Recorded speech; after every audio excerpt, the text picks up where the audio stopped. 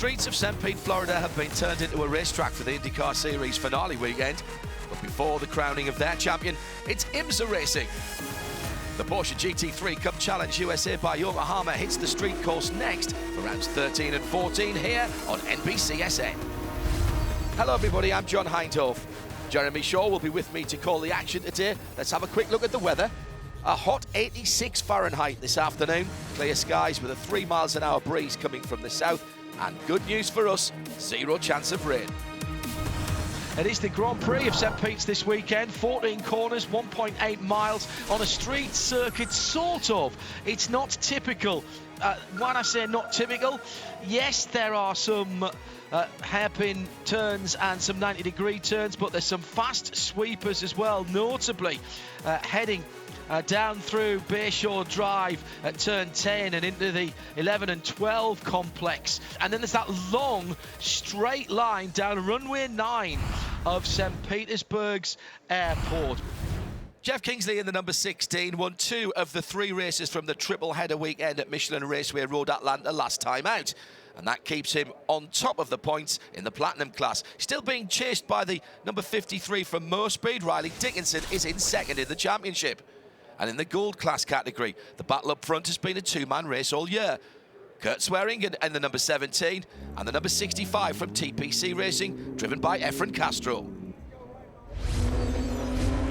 45 minutes on the clock, and the cars on their warm-up lap or formation lap at the moment, just coming through the short chute between turns 8 and 9, which will take them left-handed onto Bayshore Drive with the waterfront on their left-hand side through a tricky little kink that leads down to turn 10. Turn 10, very difficult indeed, with the right-hand side very close to the drivers indeed. Then you're picking up speed again into turn 11 and 12 actually, which is a very fast chicane. Then it's hard on the brakes as they go side by side through turn 11 as we're getting into grid order. Then it's hard on the brakes again down to turn 13 and 14, the 2 corners that will take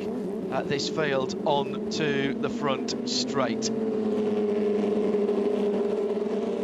Nice looking grid as Jeff Kingsley comes round to a green flag. Yesterday the green flag was very late indeed. They were almost to the starting line before they were released. Still waiting to see our official with the cars still in decent line. I can see Efren Castro looking to see if he can squeeze down the middle in the 65 car in the Gold Cup category. He's in second place on that grid, and the green flag waves and we are running.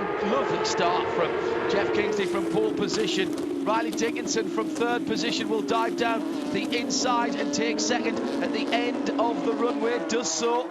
So TJ Fisher again just bumped back as he was yesterday, 1 position as they go through the danger area of turns 2 and 3. Very tight through here, difficult to go side by side as we found out yesterday. Kingsley, Dickinson, Fisher, Murillo, Sean McAllister in 5th position side by side with the 2 top racing guys. Oh, have you learned nothing from yesterday, gentlemen? The top racing young drivers who got into a little bit of trouble yesterday when they tangled with each other and did neither of their chances any good in the race, Jeremy Shaw. But the 2 leaders getting away nicely. Then it's Murillo and Fisher, and Kenny Murillo has got up into 3rd place, and this time it's a clean pass.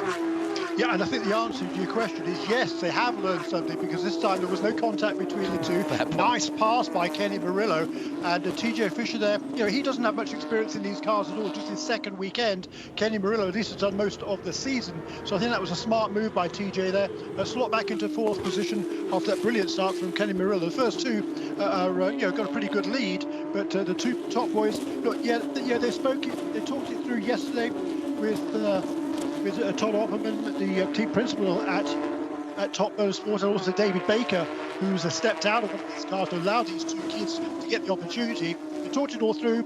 they shook hands on it. In fact, this morning they were in the paddock area throwing around a football together. So there's no animosity there whatsoever, and they're running strongly in the early stages of this race. No, and that's a good point to make, Jeremy. I don't think there was any intent there on either part. I think perhaps a little bit of naivety, perhaps a little bit of overexcitement from the pair of them, but the upshot of it was that both cars ended up down the order, and in fact actually couldn't continue. They were in the pits after that, coming together on the lead up to turn 4 in yesterday's race. For now, it's Jeff Kingsley by about half a second from Riley Dickinson. Kelly Moss rode and raced from Moore Speed from the two top racing juniors, if you will. Then Sean McAllister for JDX Racing in 5th position. He'll want to see if he can get back on terms with the two top cars, and he's right there. There's barely a 9/11's length or two between them as they cross the line with 42 minutes still to go. Time certain race, so keep an eye on that. I see Charlie Luck is leading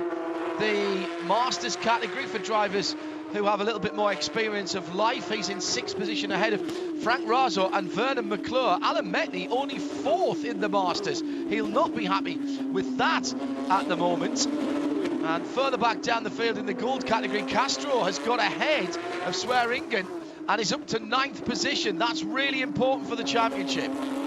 Well, yes, it absolutely is, and he's got past Swearingen, as you say, because he started behind him on the grid, and he's put the car of Alan Metney in between them. Metney's had a tough weekend. He's had a couple of incidents on Friday during the practice sessions, and so I think the car probably still isn't 100%, and he's just, I think now, just trying to keep his nose clean and not make any more mistakes and cause any more damage, because he's pretty much already wrapped up the championship, but any points will pretty much effectively allow him to wrap up that Masters class title. Although the lead is actually down to 22 points now after those 4 wins in succession for Charlie Luck. So he's just got to be careful here, I think, Alan Metney, and make sure he brings that car home. Good battle for 3rd, 4th and 5th. Here comes McAllister down the inside into turn 1. He'll get one. Oh, he's lost the back end!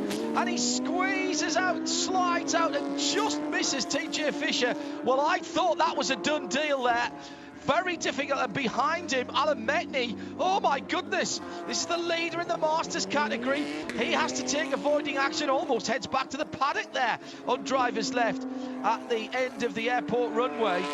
Well, Jeremy Shaw, just when you think it's all going well, I've got to be honest, I feel a little bit there for Sean McAllister. I thought that was a done deal, but we've mentioned this before when we've been racing here.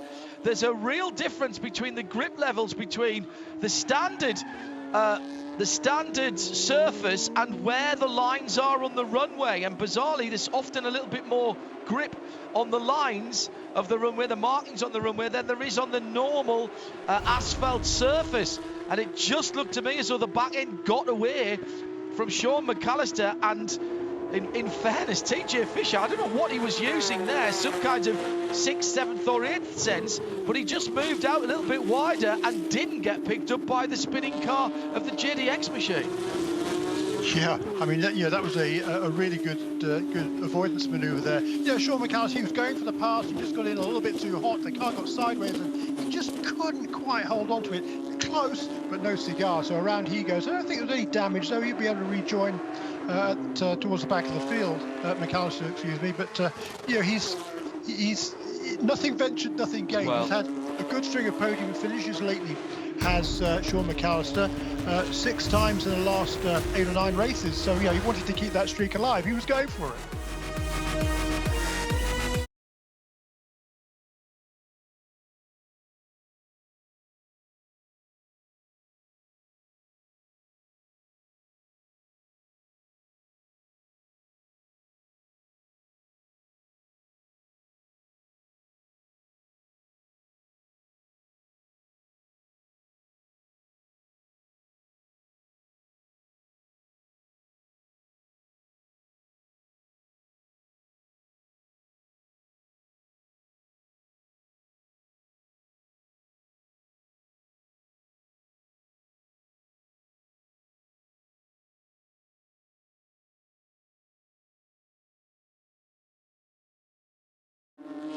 So at the front of the field, at the scene of the crime, with 38 minutes to go, the leaders go through. Kingsley from Dickinson, A 1:15.0 last time around for Jeff Kingsley. Then the two top racing twins, and then this battle, this intriguing battle for 5th, 6th and 7th, which are all Masters class runners. The rainbow-sided car is Charlie Luck in the 45. Frank Razo's behind him, and then Vernon McClure in the white with red striped car is next up, and they are 1st, 2nd and 3rd in the Masters category. Now this, as I said before, is a category for drivers who perhaps aren't necessarily career-minded racing drivers like some of the young guns at the front of the field, but these are still drivers who enjoy their motor racing. They're at the time of their life when they have the time and the resources to go racing, and that's recognised by Porsche and will be continuing to do so in 2021 when the new GT3 992 Cup class car comes into this championship and it becomes a Carrera Cup USA. Lovely pass there, by the way, by Vernon McClure as we were watching that 3-car battle, and he now goes up into 2nd in that Masters category. He does, and you know, he qualified a very strong, well, ahead of these two in qualifying. On Friday, I guess that was the qualifying session for this race. But you know, he lost a couple of positions at the start of the He made a mistake yesterday, so you know, I think he just took a few laps just to get into the groove again. Now he felt more comfortable, able to go for that pass and make it stick. So he'll try and pull away now and put some pressure on Charlie Luck and try to go for that Masters class win here. Tell you what, it's a very fast pace being set at the front of the field. 1:15.01 for our race leader, Jeff Kingsley, last time around. That is a new lap record. It's a full 3/4 of a second quicker than the fastest lap, and therefore the record that was set yesterday on this championship's first ever visit to the St. Petersburg Street Circuit.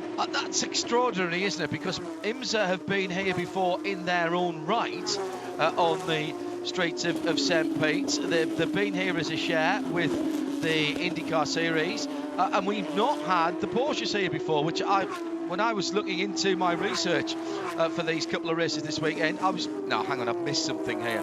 They suit this circuit well.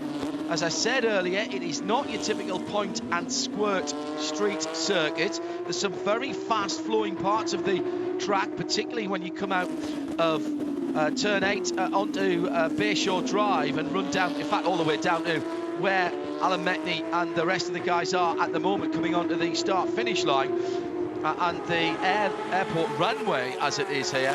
That's really quite fast and sweeping, Jeremy, and in fairness, it takes, you know, you've got to have a certain mindset here because those walls are very unforgiving and you are going past them at very quick speeds, and these cars are moving around. Well, they certainly are. You know, I mean, it takes all your attention right here. It's a tricky racetrack. They've made some changes. I raced here myself for a long time ago now. The track was slightly different. Actually didn't go onto the runway like they do now. Where the cars now come up to turn 10 and then turn left onto what is now known as Dan Walden Way. You used to turn right there and then rejoin the track at what is now turn 3. And then much of the rest of the track was similar, but they've moved the walls back in various places. They've changed various things. They've certainly improved the circuit an awful lot over the years. And it's a really good race, but there's no room to make a mistake. No, concrete canyons is the cliche that's always used with racetracks that are on the street, and that is absolutely apposite here. Nice little move there by Sean McAllister, who's fighting his way back after that little mistake down at turn 1, but 3 or 4 laps ago now. He's now back up into 10th place. He's dragging, in fact, he's gone by Alan Metney, who had to avoid him there. It is the TPC number 10 car, number 69 car, excuse me, behind them, and that is being dragged forward as well. Their lap times actually are pretty good at the moment, and Danny Hardy's trying to just hold on to the guys ahead in that little 3-car train from 10th, 11th and 12th position. Kurt Swearingen is now just half a second behind Efren Castro. That's the next battle ahead, and the bright yellow car then is getting very close to the back of Frank Razo. So this is good lappery by Efren Castro, but he's got to do this because Kurt Swearingen has the Yokohama fastest lap in gold, a 1:17.440. Behind him, the leader of the race has the Yokohama fastest lap in the platinum class, but Castro and Swearingen, Jeremy, I think dragging a bit closer to Razo, then McClure, and then in front Charlie. Look, we're going to have a 5-car battle there fairly shortly. I think you might well be right. Yes, it's certainly building up, and Castro, he's driving hard. He's not looking in his mirrors. It doesn't seem he's certainly not taking any defensive lines, and he knows that Kurt Swearingen really isn't quite close enough to make a serious challenge for that position. So focusing forward, and they are closing on this battle in front, of this 3-car battle with Charlie Luck just ahead of Vernon McClure and Frank Razo losing out not at all. These are the top 3 Masters contenders in this race.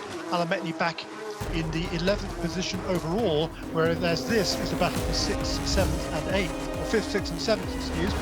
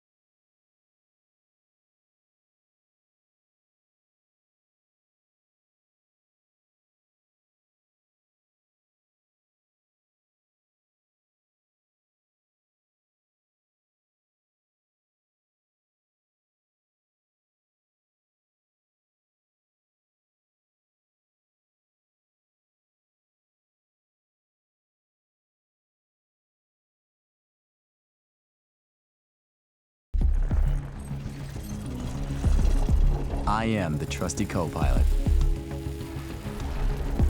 The moving part that moves all 2,000 parts. I am the translator who interprets the road, the permission to take the scenic route, and the guide that gets you there safely. I'm not just any tire. I am a Yokohama. The 991 Gen 2 cars will be eligible for the Pro-Am category next year in the Porsche Carrera Cup USA, and so we might well see some of these cars back next year along with the new 992 body shape, which is the big wide-bodied car that you've seen on the street if you're very lucky. The first time that the Porsche 911s have had one single body shape. You normally have a narrow body car and a wide body car in Porsche circles, but that's going away in this the new 992 category. Decent battle here for Charlie Luck and Frank Razo, sitting in behind Vernon McClure and Charlie Luck. Charlie with the green hood on his car going through turn 2 now, and nice to see Vernon McClure getting a clear run as well. Jeremy has quite often been caught up in things that are not of his necessarily of his making, but he's having a good run here today and pressurising Charlie for the lead in Masters. Yeah, he is, and Vernon McClure is from Chesterfield, Virginia, and he's missed the last couple of rounds because he's been too busy at work. He's a home builder, and he's been too busy to get to the races. But he'd love to score a Masters class win today, particularly with the birthday coming up in a couple of days' time. Battle for 3rd position as well. Overall, starting to get a wee bit interesting. We'll keep an eye on that as well. Jeff Kingsley and Riley Dickinson still only a second and a half apart at the front of the field.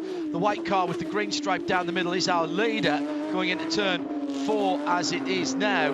Then the car with the shield on the bonnet is in 2nd place. There's quite a gap then back to Kenny Murillo from Top Racing and his teammate TJ Fisher. Not that much gap between those two guys at the moment. And then this fabulous battle between Vernon McClure and Frank. I'm desperate to call Vernon McClure Frank McClure for no reason that I can work out. And then Frank Razo for Top Racing. So Top Racing, really, I mean, if there was a team's weekend prize, they'd be getting it at the moment, Jeremy, with 3 cars in the top 7. Kelly Moss Road and Race with 1, Wright with 1 as well, and TPC with 1, as well as Mo-Speed. But Top Racing at the moment, well, they seem to have got their head around this street circuit. Well, they do, and hats off to that whole organisation there. Todd Opperman, along with David Baker, who stepped out of the car after completing his 100th race last time out at Road Atlanta a couple of weeks ago, and David's now retired as a racing driver, but staying on with his team, and he wants to give opportunities for young drivers. That's exactly what he's doing here with Kenny Murillo and TJ Fisher, and they are now scrapping away once again over third position, because TJ Fisher's closed that gap down, and that battle for third place, I think, is going to be on very, very shortly. I cannot imagine anybody else that we know, Jeremy, doing 100 races in a championship like this. In the 100th race that he started, David Baker, he pulled into the pit lane, which was planned. He was never planning to complete that race, and then he showed the checkered flag for everybody else. What a dramatic and extraordinary double for David, and well deserved, and well done to everybody in the championship and everybody who made that happen, what, a week ago at Michelin Raceway Road Atlanta.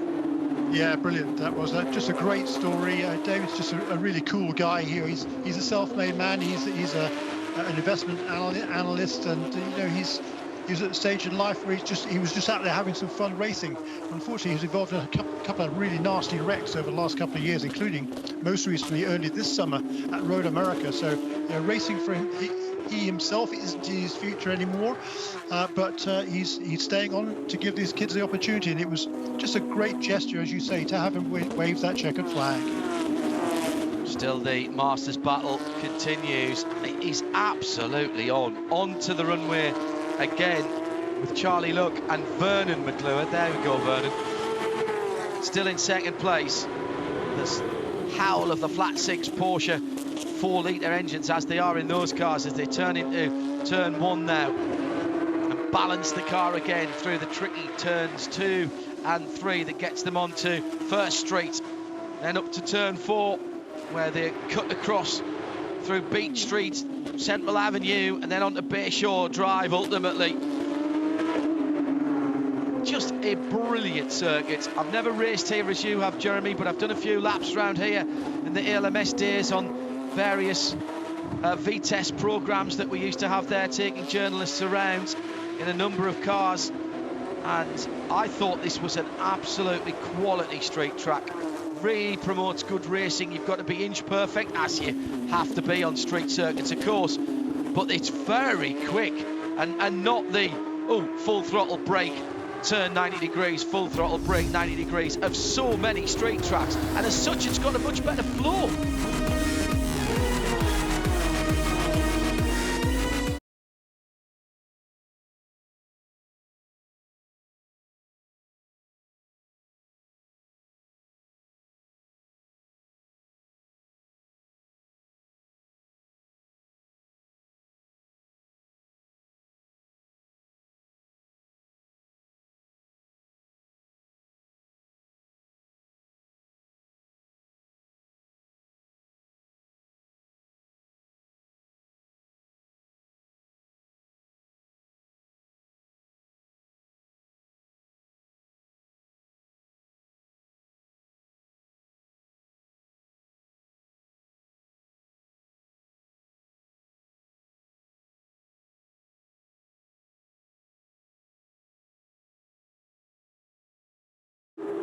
That's all for the lead there. Yeah, the lead is now up with traffic that they need to lap coming into the final corner.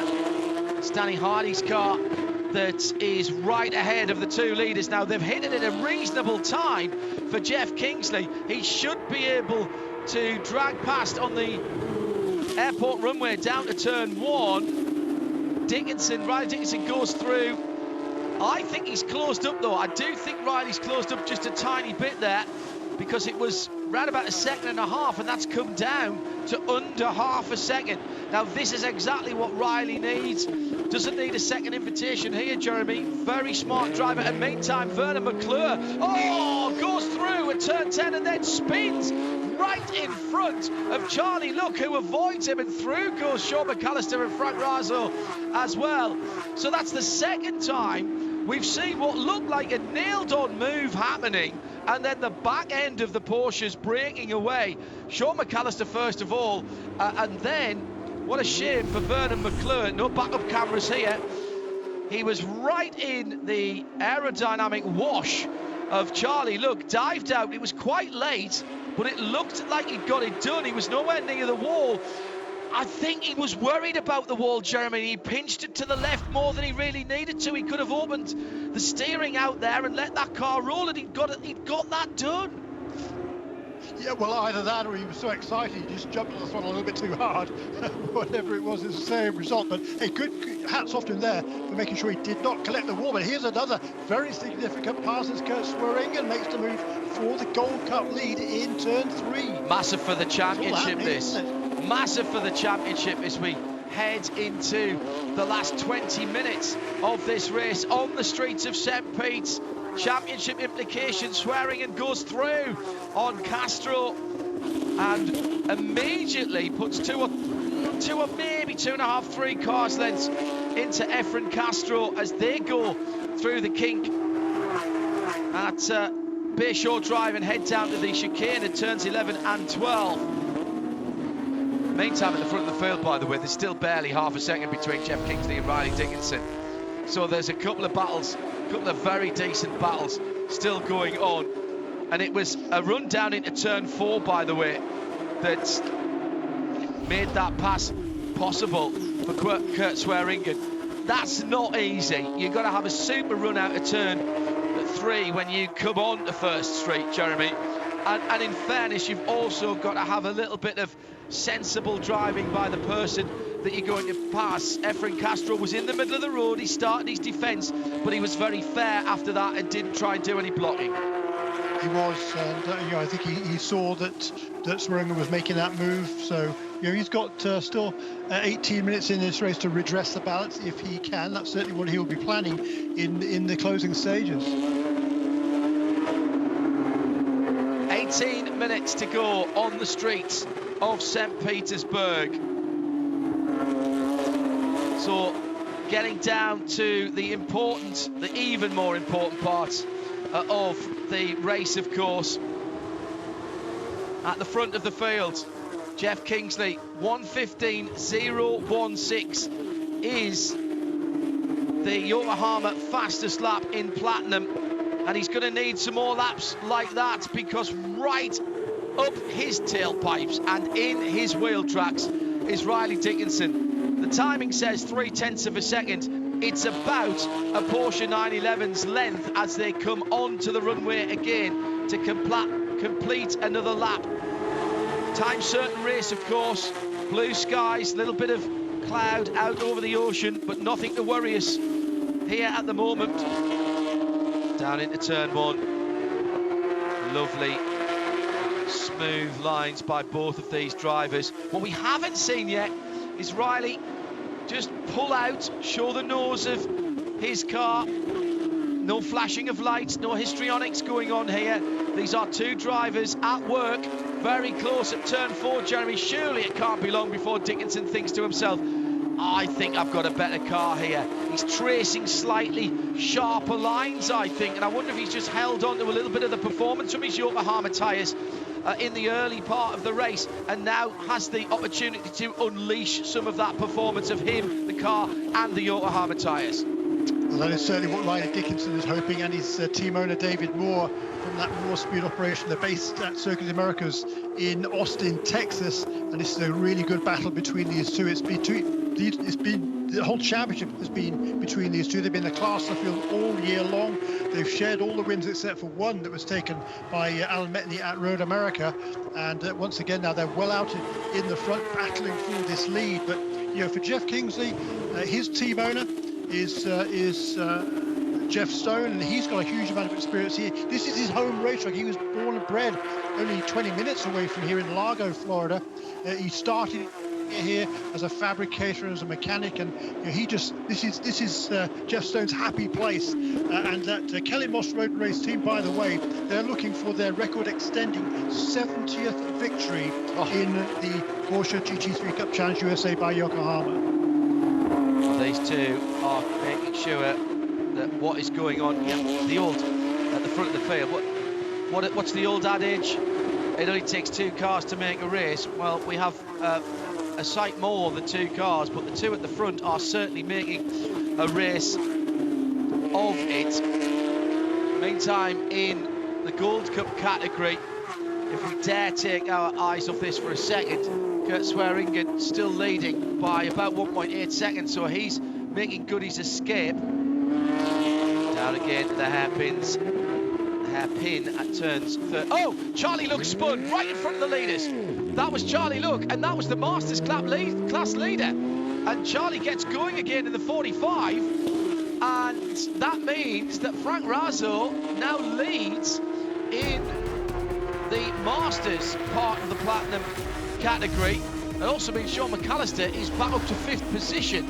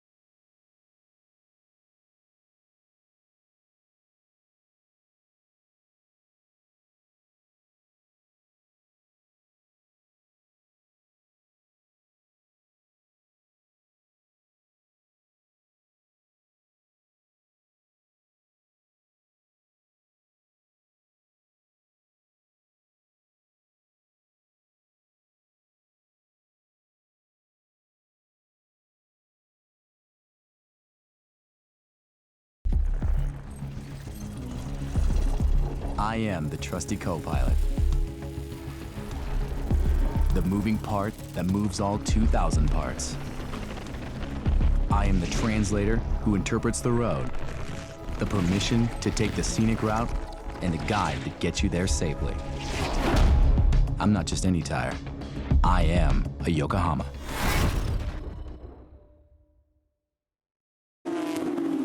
And that's actually a fighting drive from Metney. Alan's done a good job. Remember, he was trying to make up some ground early on. Then he had to avoid the spinning car of Sean McAllister at turn 1. And now he's fought his way all the way back to the lead in the Masters category with a forceful, but I think all right, move at the kink before turn 11. So Bishaw, left-hander, big curbs big curbs on the left-hand side and big wall on the right-hand side. And in fairness to Frank Razzo, he gave plenty of room down the inside. He wasn't going to dispute it too much and risk some bent bodywork. He didn't, but now Frank Razzo, he's coming under pressure here from the Gold Cup leader, Kurt Swearingen, and that is allowing Efren Castro to close in, as well as we see the 3rd place car in Gold Cup, Richard Edge, taking a spin down at turn 1. Yeah, Richard, turn 1's been a bit of an action area, hasn't it? So Metney going through down towards the final part of the circuit, then Razzo.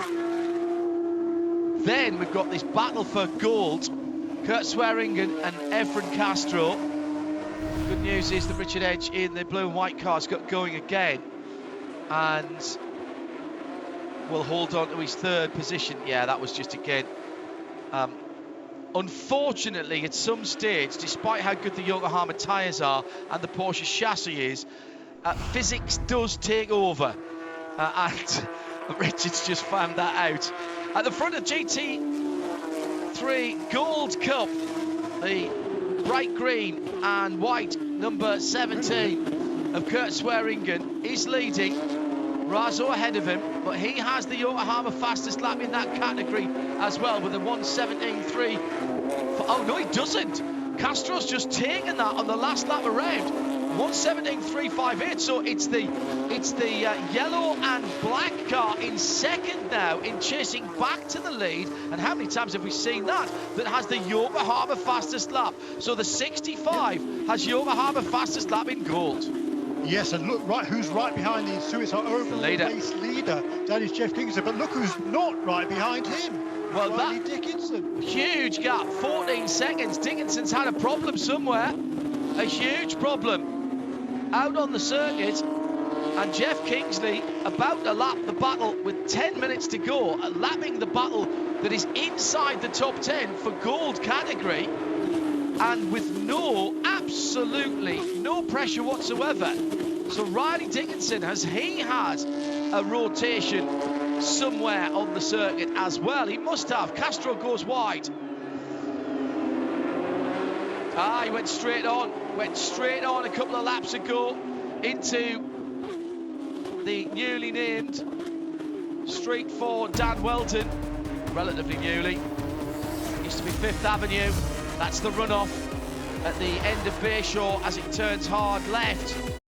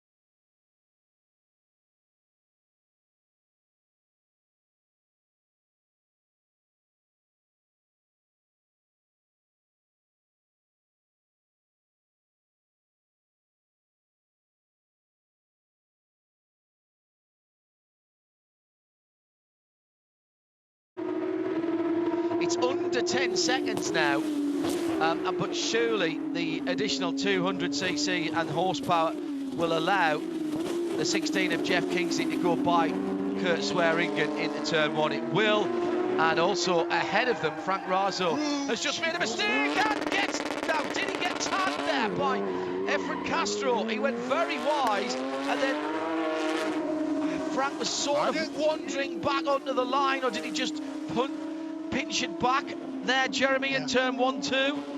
I think so, John. I think he was just he was trying to make space, I think, for the leader. Got in a little bit too deep. It's pretty dusty out there. I think when he got back on the throttle, the back end just came around, and he did. I mean, how he missed Efren Castro, I have no idea, because that was super tight as he spun. I think in between the two Gold Club class leaders. That was a pretty hairy move. What a contrast to yesterday's race that was peppered with the intervention of the Porsche Panamera GTS safety car. We only saw it at the time when we want to see it today, i.e. at the start of the race, leading the cars round to the green flag. Jeff Kingsley has been ahead ever since the start. And with just under 6 minutes to go, he leads. Meantime, Jeremy, there's been a change for third position between the two top racing drivers. Indeed so, there has, because finally TJ Fisher, who started ahead of Kenny Murillo, has made that pass. He made it on the last lap, on lap 30. It's now TJ Fisher, the Californian, up into third position. Well, they're both Californians, so Kenny Murillo down now into fourth place then, those two top racing teammates. I'm not sure what Frank did there as he came back on. Well, there was a touch. There was a touch. I thought he was wandering back onto the line, Jeremy, and he went wide at turn 1, wandered back onto the line, and Efren Castro committed at that point. I mean, it's nigh on impossible when you're in a race car, committed to what is a very quick corner like turn 1. Yes, you're breaking down from top speed on the front straight, but turn 1 is a very quick corner. And once you've turned in, you are then at the mercy of physics and trigonometry. The car is going to take the line that it's going to take. You've set it in motion. Everything else at that point is what you do with the throttle and the momentum of the car. And I don't think Efren could have done anything about that. No, you're right, and I thought he just sort of spun it when he kind of came back off the dirty stuff, but no, it was definitely got a clip there from Efren Castro, and that's split up that battle once again now between Swearingen and Castro. So Castro now 4.2 seconds behind his rival for that Gold Cup category, and it looks like once again to turn the tables on yesterday. Yesterday was Castro that came out ahead. Today, once again, it looks like it's going to be Swearingen.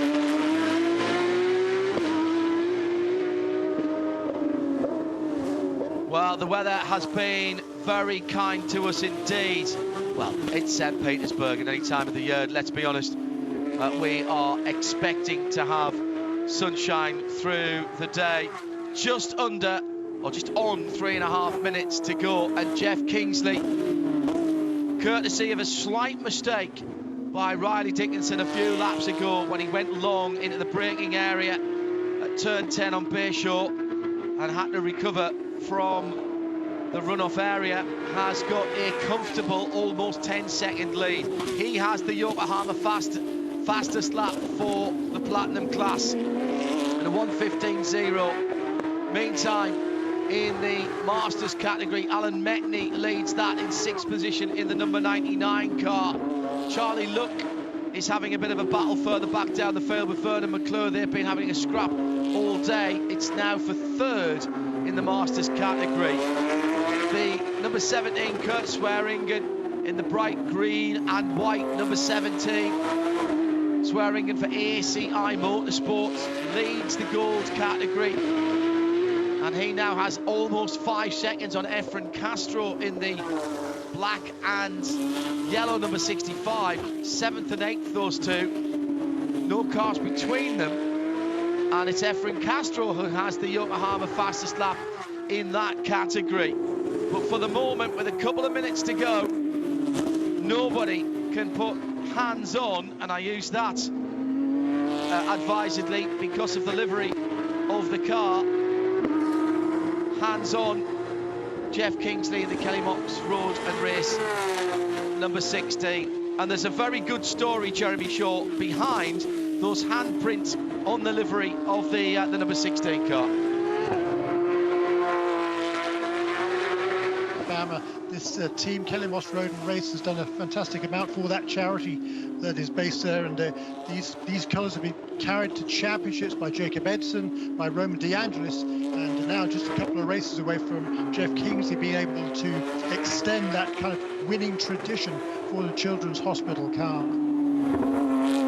Racing for Children, if you want to know any more details about that, it's a fabulous initiative that Kelly Moss Road and Race have been involved in, as Jeremy says, for many years' time. I reckon the white flag will be fluttering gently in the afternoon sunshine here at St. Pete's the next time around for Jeff Kingsley. Now all he's got to do, Jeremy, without the pressure on him, and sometimes that can be an issue, can't it, even for the very best in the world, but he's got now to do another 1.2 miles or thereabouts, a little bit more than that before he goes across the line, and bring home yet another victory. There is the white flag in the sunshine. Kingsley goes through to start the last lap. Yeah, he's already got 9 wins on the season, has the 22-year-old from Ajax, Ontario, Canada. This is his 30th start in this championship, so to come over with 10 wins in 30 starts, that's a pretty stout record.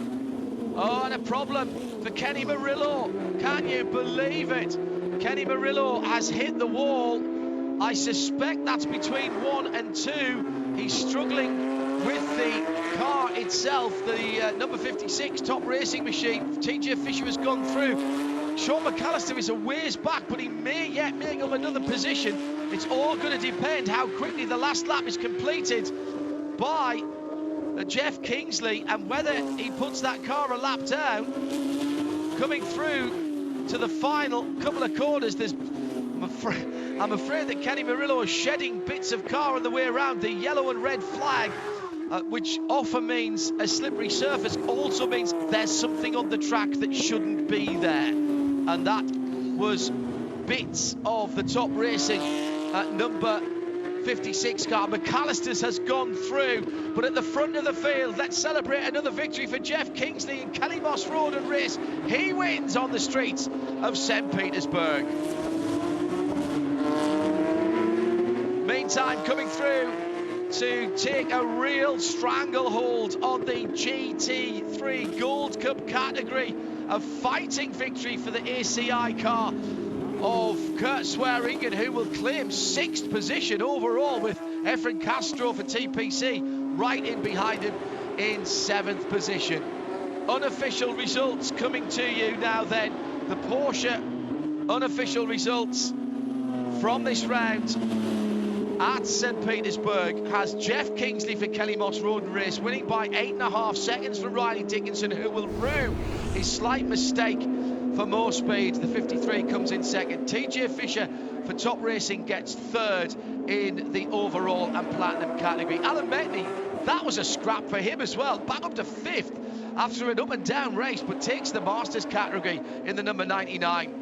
And in GT3 Gold Cup, Kurt Swearingen by just on 2 seconds from Castro in second and Richard Edge in third. And a couple of trips into the wall late on by by the Top Racing team of Kenny Murillo, which dropped him out of a top finish.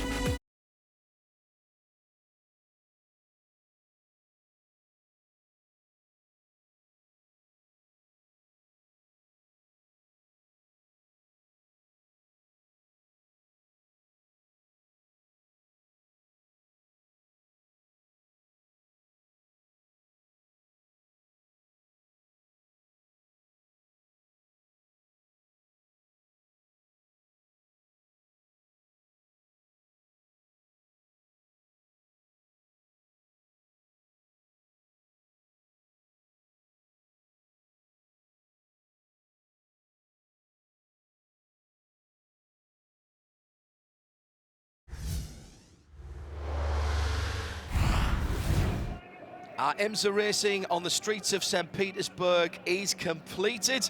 The Porsche GT3 Cup Challenge USA by Yokohama is in the books. Let's go to Victory Lane and hear from Jeff Kingsley. Yeah, I mean, perfect weekend for Kelly Moss Road and Race, Children's of Alabama, and Medical Properties Trust. I mean, quickest in all practice, qualifying, and both races, so couldn't be happier. First of all, I got to say, you know, hats off to all my competitors for a caution-free race. It's not easy to do that here, and hopefully we put on a show. But you know, couldn't be happier moving with 2 races to go. He got a great start. I got to give it to Efren. He's driving great, driving like a true champion. He's working hard all weekend. Our team put together a better car. I felt like we just were able to, in certain sections of the track, we were a lot quicker. He got that good start, and we knew it wasn't over till the end. And he got held up a little bit in 1. We got a run on him up to 4, made a clean pass. Was willing to be safe there and not take it, but I was willing to go 2x2 beside him through there, and he kind of gave it to me and I went on. So it was great to get the victory in ACI and to extend our points lead again. Going into Sebring, we're sitting in pretty good shape for the championship. So that's our goal, win a championship. Well, another smashing race after an inauspicious start to the weekend, with the first event being rather interrupted too many times by the Porsche Panamera safety car. We have a result. Kingsley, Dickinson, Fisher on the platinum category podium, Swearingen, Castro and Edge for gold, and Alan Metney takes another win in the Masters category in platinum. Jeremy Shaw has the unofficial points for the championships after the 2 rounds at St. Pete's. Yeah, and win number 9 on the season for Kurt Swearingen is going to give him now an 18-point edge, 471 to 453 over Efri Castro, with just 2 races remaining in a couple of weeks' time at Sebring International Raceway. In the platinum category, while it's now a very commanding 31-point lead for Jeff Kingsley, all he really has to do is turn up in Central Florida in a couple of weeks. 378 points to Kingsley, 347 for Riley Dickinson. Next up for the IMSA Porsche GT3 Cup Challenge USA presented by Yokohama is the season finale from the 12 Hours of Sebring weekend, and you can catch all the action on November the 24th, 3 p.m. Eastern, here on NBCSN. The picturesque background of St. Petersburg, Florida didn't disappoint, and neither did the racing from the Porsche GT3 Cup Challenge USA by Yokohama. Congratulations to Jeff Kingsley and all of the team from Kelly Moss Road and Race, sweeping both of their races this weekend. And the ACI Motorsports Gold Class leader Kurt Swearingen has added to his point lead by winning in round 14. NBC Sports is your exclusive home for IMSA sports car racing. Thanks for watching. We'll see you soon. This copyrighted telecast may not be reproduced, retransmitted, or used in any form without the authorized written consent of the International Motorsports Association. We would like to thank all of our loyal fans for your continued support, and we hope you enjoyed today's broadcast.